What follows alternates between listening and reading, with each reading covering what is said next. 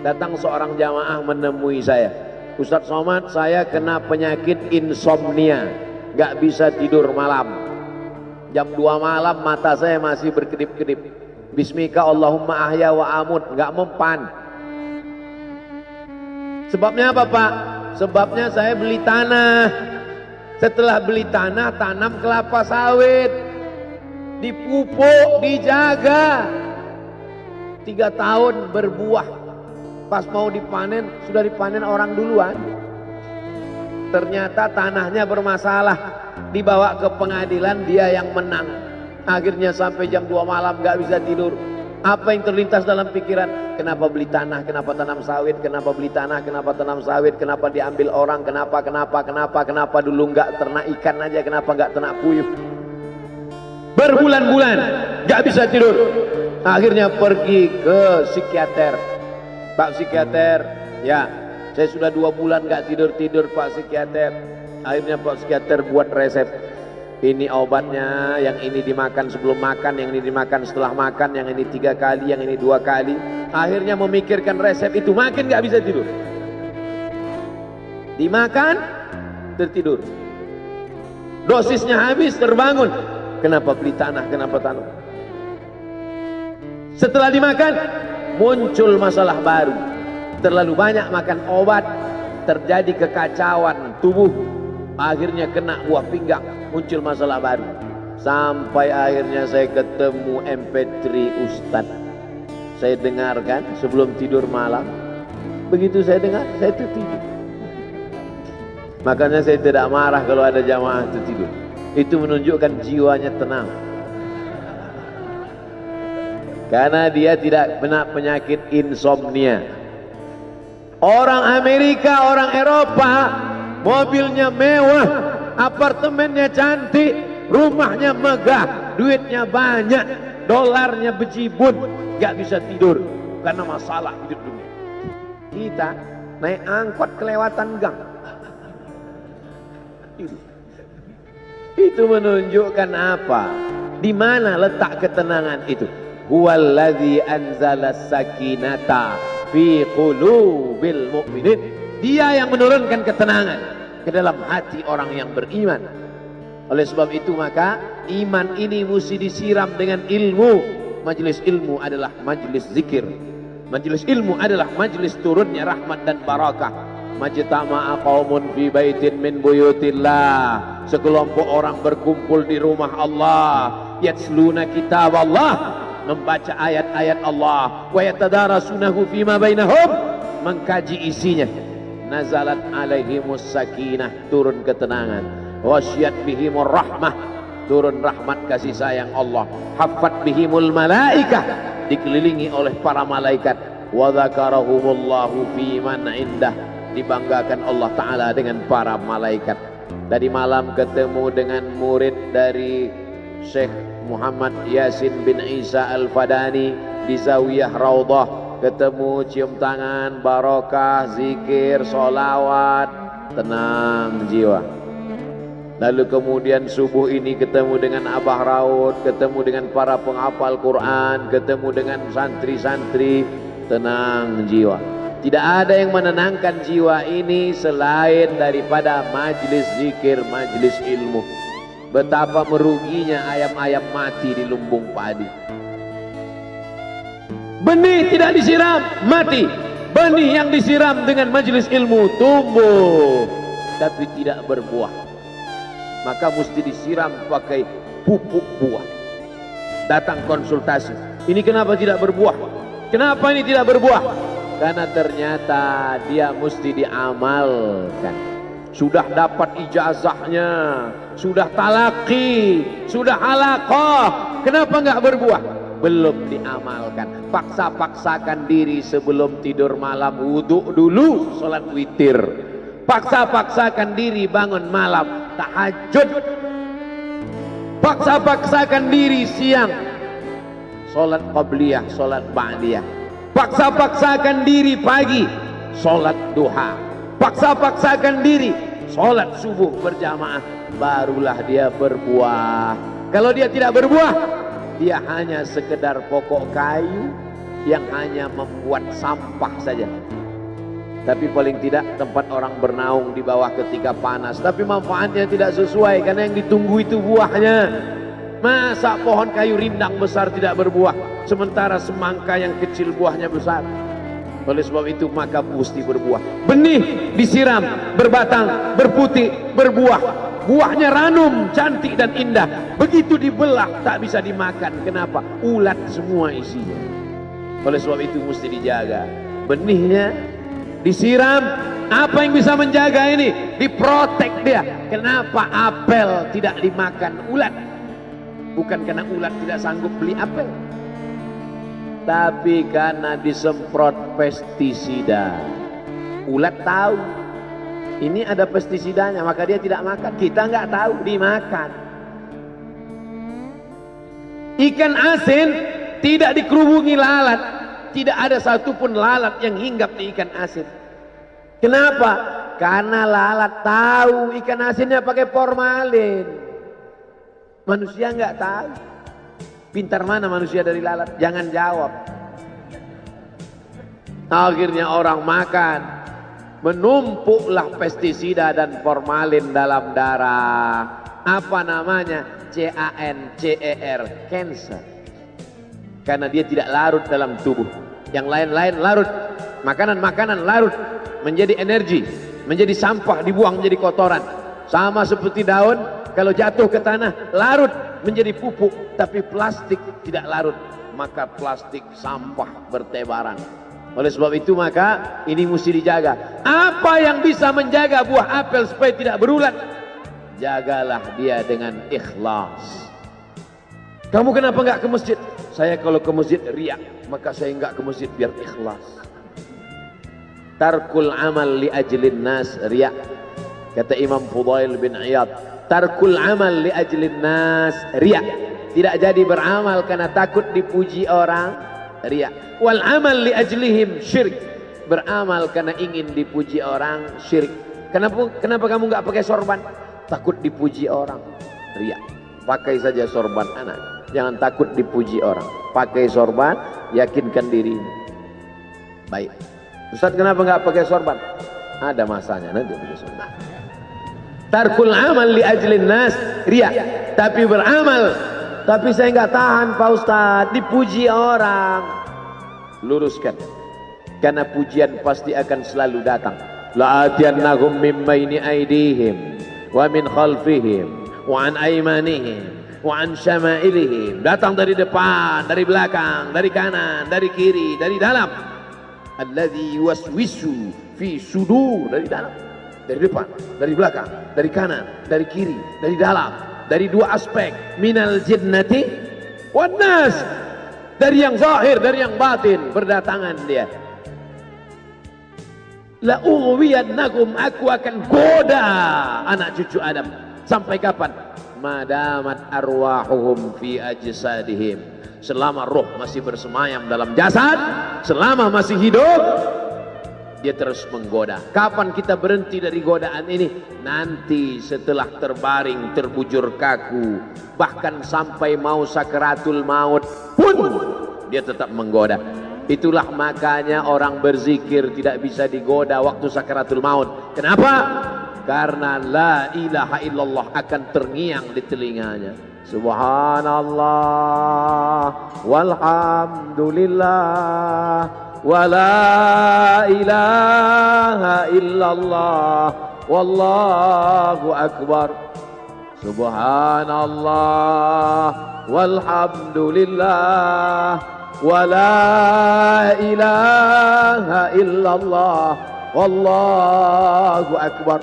Kalau itu diucapkan sekali, 10 kali, 100 kali, 1000 kali, terngiang dia di telinga kita. Bahkan ketika kita mau tidur malam pun terngiang dia. Bahkan ketika kita mengigau di tengah malam pun itu yang terngiang. Maka saat mau sakaratul maut pun itu juga yang akan datang. Apa yang kau ucapkan, apa yang kau dengar, apa yang kau pikirkan, apa yang kau renungkan, itu yang akan datang waktu sakaratul maut. Seorang bapak sudah diponis dokter, panggil istrinya, panggil anaknya, bawa ini ke rumah,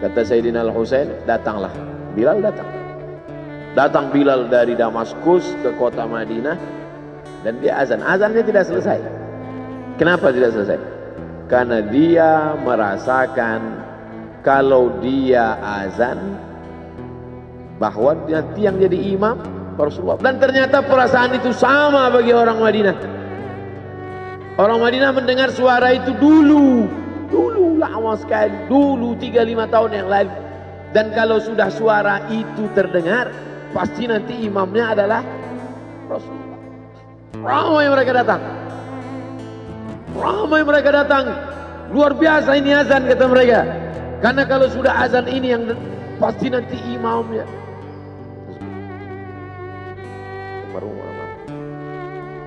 Al-Fatihah. A'udzubillahi minasyaitonir rajim. Alhamdulillahirabbil alamin. Arrahmanir rahim. Maliki yaumiddin. Iyyaka na'budu wa iyyaka nasta'in.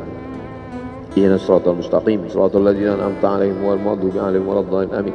Allahumma ighfir lahu warhamhu wa'afihi wa'fu anhu wa akrim nuzulahu wa wasi' madkhalahu waghsilhu bil ma'i wal thalji wal barad wa naqqihi minal khataaya kama yunqqa ath-thawbul abyadu minad danas wa abdilhu daran khairan min darihi wa ahlan khairan min ahlihi wa qihi min fitnatil qabri wa 'adzabil nar. Allahumma la tahrimna ajrahu wa la taftinna ba'dahu waghfir lana wa lahu wa li ikhwanina alladhina sabaquna bil iman wa la taj'al fi qulubina ghillan lil ladzina amanu rabbana innaka ra'ufur rahim. Allahumma ij'al ahlahu wa talamidatahu wa tullabahu minas sabirin alladhina idza asabatuhum musibah qalu inna lillahi wa inna ilaihi raji'un. اللهم اجعل أبناءه وبناته من الصالحين والصالحات واحفظهم من كل سوء وشر. اللهم اجعل هذا المعهد الذكر معهدا عظيما مباركا تخرج منه الطلاب والطالبات من المجاهدين والمجاهدات في سبيلك بأموالهم وأنفسهم. اللهم احفظهم من الظلمات. اللهم أخرجهم من الظلمات إلى النور. اللهم وفقنا لما تحبه وترضاه. اللهم اجعل أبناءنا وبناتنا من حفاظ القرآن والحافظات. اللهم اجعل قبره روضة من رياض الجنان لا تجعل قبره حفرة من حفر النيران. وصلى الله على سيدنا ومولانا شفيعنا وذخرنا محمد وعلى آله وصحبه وسلم والحمد لله رب العالمين. Kalau sayang dengan almarhum, hidupkan majelisnya, ramaikan, bangkitkan semangat. Tunjukkan kepada Allah Subhanahu wa taala bahwa kita cinta. Sab'atun yudhilluhumullah, 7 orang yang dapat naungan. Yauma la illa dhilluh, hari itu tak ada naungan kecuali naungan Allah. Rajulani, 2 orang. Tahabba fillah, berkasih sayang karena Allah. Ijtama'a alaih, bersama karena Allah. Wa tafarraqa alaih. Saya berharap saya dengan almarhum, saya dengan Abah Raud, saya dengan para sahabat termasuk yang mendapatkan naungan ini. Saya dengan almarhum tak ada hubungan kepentingan. Kami tak ada hubungan politik. Kami tak ada hubungan ekonomi. Kami murni karena la ilaha illallah Muhammadur Rasulullah. Alaiha nahya, dengan itu kami hidup. Wa alaiha namutu, dengan itu kami mati. Wa biha nub'atsu insyaallah, dengan itu juga nanti kita akan dibangkitkan. Sayang dengan Nabi, hidupkan masjid-masjid. Sayang dengan ulama, hidupkan majelis-majelisnya. Jaga peninggalan-peninggalannya. Lanjutkan perjuangannya. Itu bukti sayang. Sayang bukan di tepi bibir, sayang bukan basa-basi.